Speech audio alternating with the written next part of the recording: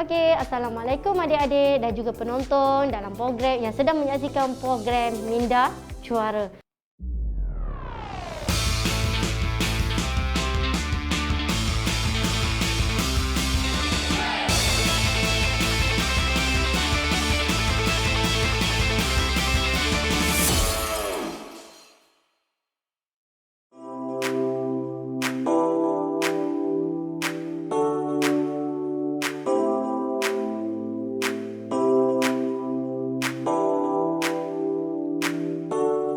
Saya rasa sangat-sangat bertuah kerana dapat berkongsi pengalaman ataupun berkongsi sedikit sebanyak tips dengan adik-adik di luar sana dan juga penonton di luar sana berkaitan aplikasi psikologi dalam membantu adik-adik di luar sana menjadi seorang sang juara. Okey adik-adik, hari ini topik yang begitu menarik lah sedikit sebanyak compare yang sebelum ni, sebab selalu yang sebelum-sebelum ni kita banyak membincangkan lebih kepada individu punya sport, maksudnya sukan berindividu. Tapi kali ini kita bincangkan berkaitan sukan berpasukan, di mana topik yang akan ulahkan ataupun akan kongsikan bersama adik-adik pada hari ini iaitu bagaimana untuk memupuk semangat sepasukan. Okey, semangat sepasukan ni selalunya orang cakap, okey ni adalah sukan berpasukan. Adik-adik, semangat berpasukan ni tak semestinya sukan berkumpulan. Dia sukan individu pun dia adalah perlu ada semangat sepasukan. Selalu kita fikir sukan berpasukan ni adalah sukan berkumpulan. Contoh bola sepak apa semua kan.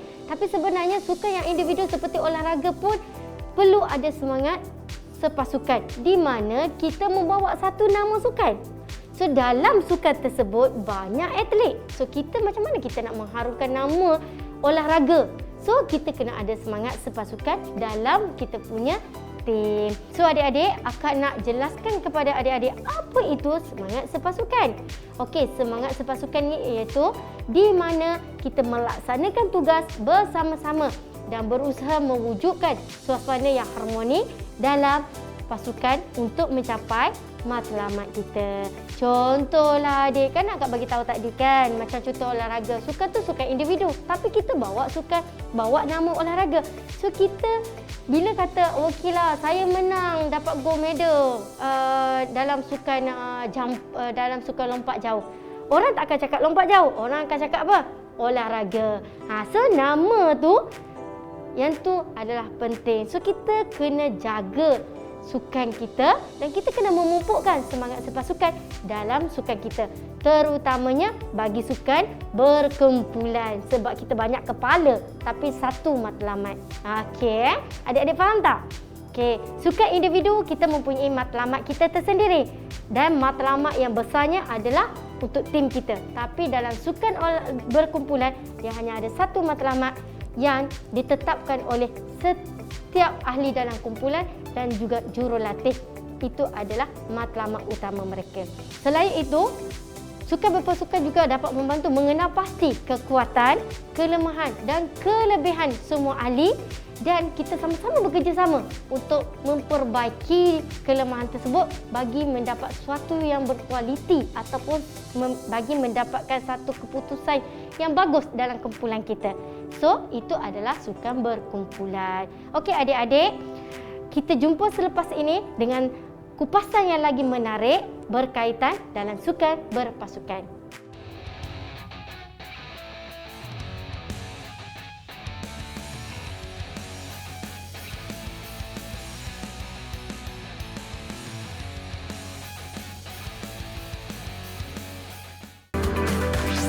Didik TV KPM.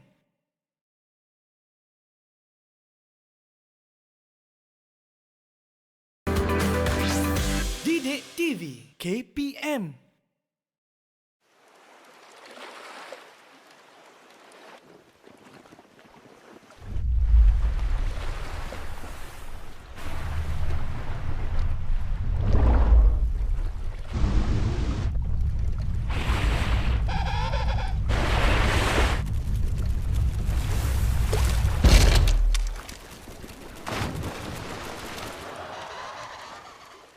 Okay, come on everyone, we're behind schedule. You know what's gotta be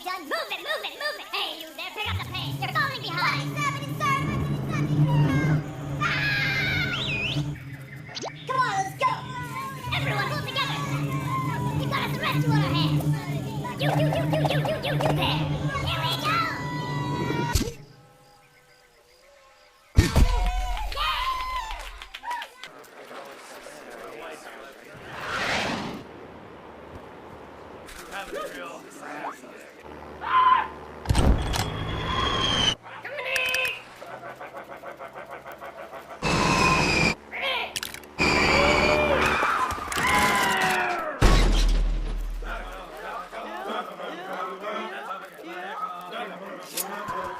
Okey, berjumpa kembali dan sambung kembali topik kita yang menarik tadi, iaitu memupuk semangat sepasukan. Akak tak habis lagi ni bercakap ni, tak habis lagi share dengan adik-adik ni.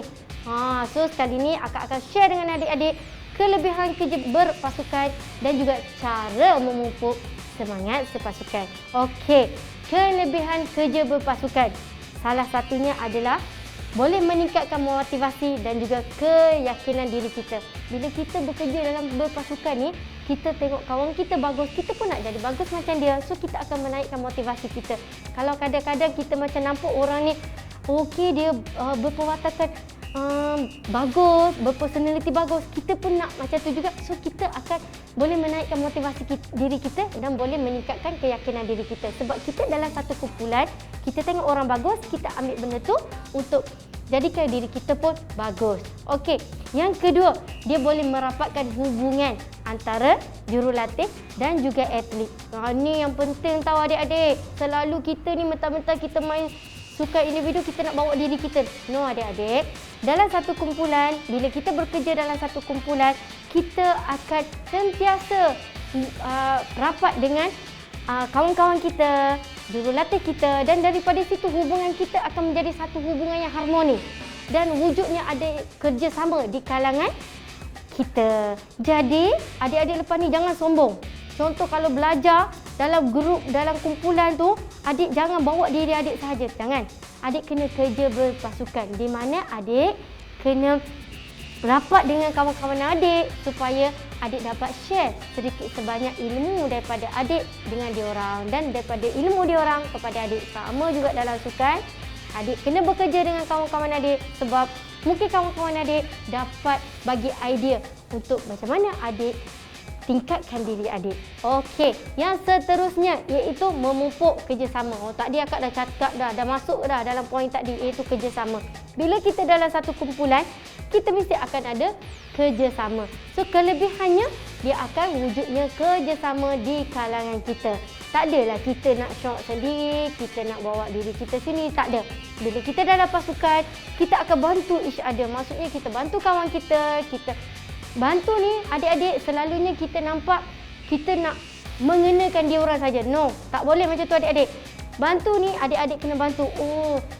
Saya nampak awak punya teknik larian tadi ataupun teknik balingan tadi tak cantik. Awak ada kesilapan dari segi kaki. Bagus adik-adik. Sebab adik-adik membantu kawan. Sebab kawan kita waktu dia perform, dia tak akan nampak kelemahan dia. So tu pentingnya kawan-kawan yang berada di sekeliling. Jadi pentingnya kerjasama daripada kawan-kawan. Tu kelebihan bila kita bekerja berpasukan. Okey, next. Penyelesaian lebih efektif. Sebab bila kita bekerja dalam satu kumpulan, kita akan mendapatkan satu keputusan yang lebih efektif. Contohlah, kalau adik tengok video yang akak tunjuk tadi kan, tengok kan macam mana semut tu tadi, macam mana penguin tu tadi, daripada dia nak kena makan kepada Jaws, macam mana dia selamatkan diri. So dia akan dapat satu result yang cantik, maksudnya efektif, berkualiti. So daripada sebenarnya adik-adik, daripada video-video walaupun kartun, tapi dia memberi makna yang tersendiri kalau adik-adik memahami video tersebut. Jadi jangan tengok sahaja, faham dan cuba terapkan dalam diri adik-adik, analisis benda itu. Okey adik-adik, seterusnya matlamat mudah dicapai. Nampak tak adik-adik? Bila dalam satu pasukan, matlamat senang untuk dicapai. Sebab kenapa? Untuk sukan berpasukan lah terutamanya. Kalau katalah saya ni rasa tak nak menang dalam kejohanan SEA Games contoh. Orang ni nak menang masuk ke final SEA Games. Yang ni nak masuk ke quarter final saja. Tak boleh macam tu. So So, apa yang adik-adik patut buat dalam berkumpulan ni, kita kena ada satu matlamat supaya ia lebih senang dicapai. Sebab itulah selalu jurulatih akan tetapkan dah. Okey, untuk kejohanan SEA Games ni kita akan sampai ke peringkat separuh akhir. Nampak tak? Bila coach dah letakkan satu target pada you all, dia tahu kemampuan you all dan you all kena bersama-sama untuk capai matlamat tersebut. So, bila kita dalam satu kumpulan, kita mempunyai banyak kepala, kita bergabung untuk capai matlamat tersebut. Okey, seterusnya, wujud suasana yang harmoni semasa latihan. Betul adik-adik. Yang ni yang akan nampak dalam situasi atlet-atlet akak. Di mana bila adanya semangat sepasukan, mereka akan macam adik-beradik. Mereka akan macam data training, hai hu, bersorak-sorak. Lepas tu walaupun mempunyai kecacatan, mereka biasa je bergurau. Sebab kenapa? Hubungan dah terjalin di kalangan mereka. Dan adanya suasana yang bahagia dan suasana yang ceria di tempat latihan dan juga kejohanan. Sebab okey, akak share dengan adik-adik lah.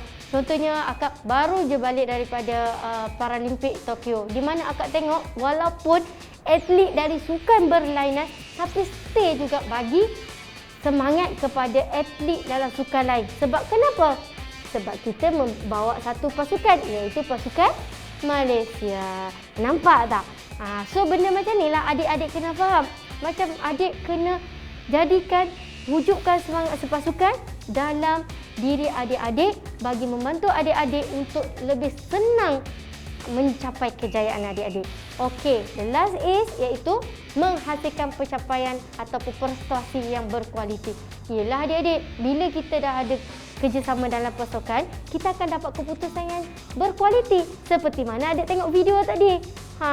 So dia dapat keputusan yang berkualiti daripada dia jatuh dalam sungai, dalam laut, tapi akhirnya dia dapat balance dan dapat berjaya. Benda tu yang kita kena tahu. Okey adik-adik, akak dah bincangkan berkaitan dengan kelebihan kerja berpasukan. Sekarang ni macam mana nak memupuk semangat sepasukan? Okey, cara memupuk semangat sepasukan. Okey, ada beberapa cara lah yang akak akan kongsikan bersama adik-adik. Antaranya iaitu percaya antara satu sama lain. Bila kita dalam pasukan ni adik, kita kena percaya antara satu sama lain. Kenapa? Sebab kalau kita tak percaya kepada ahli pasukan kita, macam mana kita nak dapatkan satu kualiti ataupun kerjasama yang bagus dalam pasukan kita? So, adik kena percaya antara satu sama lain. Letakkan kepercayaan dan kita yakin bahawasanya ahli kumpulan kita pun adalah bagus. Jangan kita akan nampak keburukan dia sahaja. Kita kena cari kelebihan dia supaya kita yakin ahli kumpulan kita adalah yang terbaik. Dan kalau kita nampak kelemahan, kita cuba untuk bagi tahu dia dan kita cuba untuk pertingkatkan. Bukan ahli kumpulan kita sahaja yang perlu atasi benda tu. Kita juga perlu bersama-sama untuk mengatasi kekurangan tersebut. Okey, yang kedua, menetapkan matlamat sepasukan. Cara untuk memupuk semangat sepasukan ni, kita kena ada matlamat di mana kita tetapkan matlamat pasukan kita. Okey, kita nak buat apa? Apa patut kita buat? Kita tetapkan benda tu. Bila setiap orang mempunyai matlamat yang sama, ia memudahkan kita untuk capai apa yang kita impikan. Okey adik-adik, seterusnya iaitu adanya komunikasi dua hala. Bila dalam berpasukan ni, kita kena ada komunikasi dua hala. Janganlah kita masuk dalam pasukan tu, kita hanya duduk diam je. Bila coach bagi tahu, okey, kita punya tim ni ada buat silap. Kita duduk diam je. Sedangkan kita tahu silap tu adalah silap kita juga. Sepatutnya kita sama-sama bertanggungjawab. Macam tu.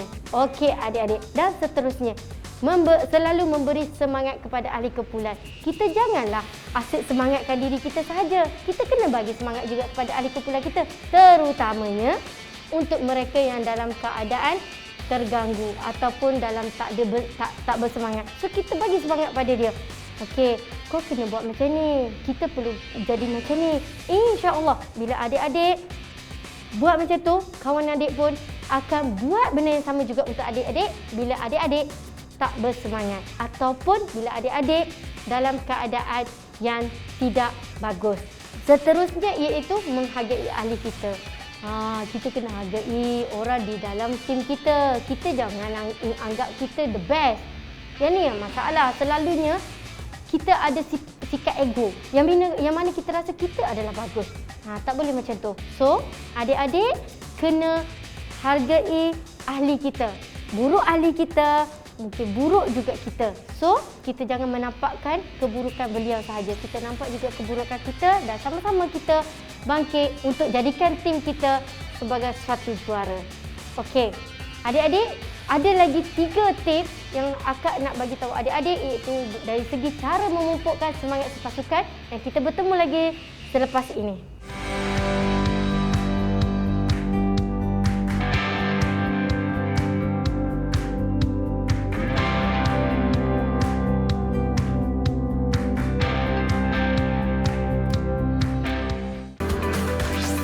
Didik TV KPM.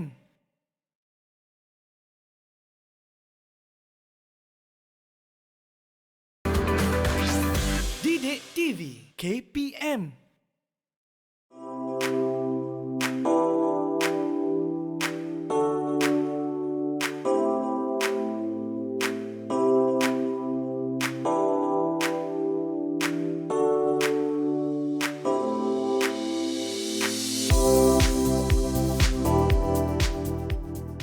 Okey adik-adik, ingat lagi tak yang akak dah bagi tahu tadi kat depan tadi cara memupuk semangat sepasukan?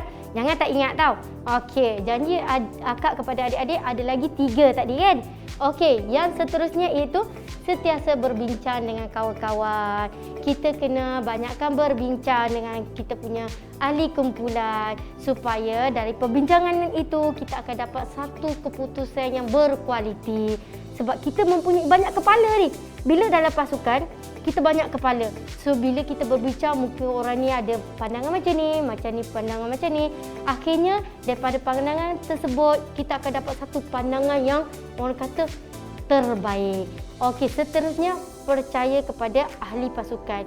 Ya adik-adik, kita kena percaya kepada teammate kita. Kita kena percaya pada ahli pasukan kita. Kalau kita rasa macam kita je bagus, adik, baik adik duduk dalam dunia adik lah. Macam tu. So, kita tak boleh macam tu. Bila kita dalam satu tim, kita kena percaya kepada pasukan kita. Kita jangan rasa kita adalah yang paling bagus sekali. Tak. Sebab manusia ni ada kelemahan dia, adik-adik. Mungkin kita tak nampak kelemahan kita. Kawan-kawan kita nampak kelemahan kita. So, tak salah untuk adik-adik tanya kawan adik. Oh, daripada saya training tadi, apa yang kau nampak saya punya kelemahan? Kalau adik-adik ada persoalan macam tu, sebenarnya bagus. Adik tanya kawan adik dan tengok sejauh mana kawan adik memahami diri dia punya team member ataupun ahli pasukan. Okey. Dan seterusnya yang terakhir iaitu saling bantu-membantu. Saling bantu-membantu ni jangan waktu senang saja. Waktu susah juga kita kena bantu kawan kita. Ataupun waktu kawan kita jatuh, kita perlu bantu kawan kita. Sebab pada saya bersyukur sangat-sangat bila saya tengok atlet-atlet di bawah jagaan saya. Mereka mempunyai sikap saling bantu-membantu yang sangat bagus. Di mana walaupun kawan mereka tidak berjaya, mereka sentiasa memberi semangat.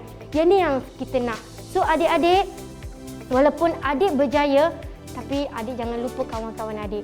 Bagi semangat pada mereka, bantu mereka untuk mereka bangkit. Dan tak mustahil, suatu hari nanti mereka pula yang akan bantu adik-adik.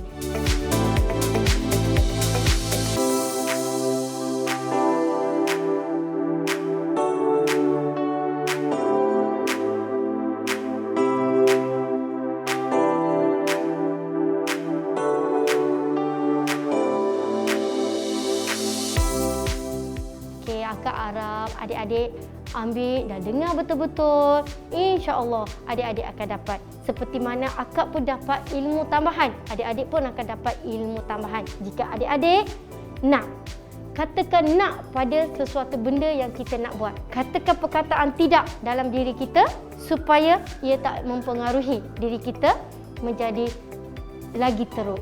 Okey adik-adik, sehingga akak rasa setakat ni sahaja perkongsian akak dengan adik-adik hari ini. Sedih juga nak meninggalkan adik-adik ni. Tapi tak apa adik-adik, kita insya-Allah ada rezeki kita akan berjumpa lagi dalam episod seterusnya. Dalam segmen yang lain ke insya-Allah. So akak harap adik-adik cuba ambil ilmu yang akak share dengan adik-adik. Jadikan benda itu salah satu pedoman ataupun satu ilmu untuk adik-adik maju ke depan dan menjadi seorang juara seperti mana orang-orang lain yang telah menjadi juara. Okey, sekian saja daripada akak. Assalamualaikum. dan sehingga berjumpa lagi.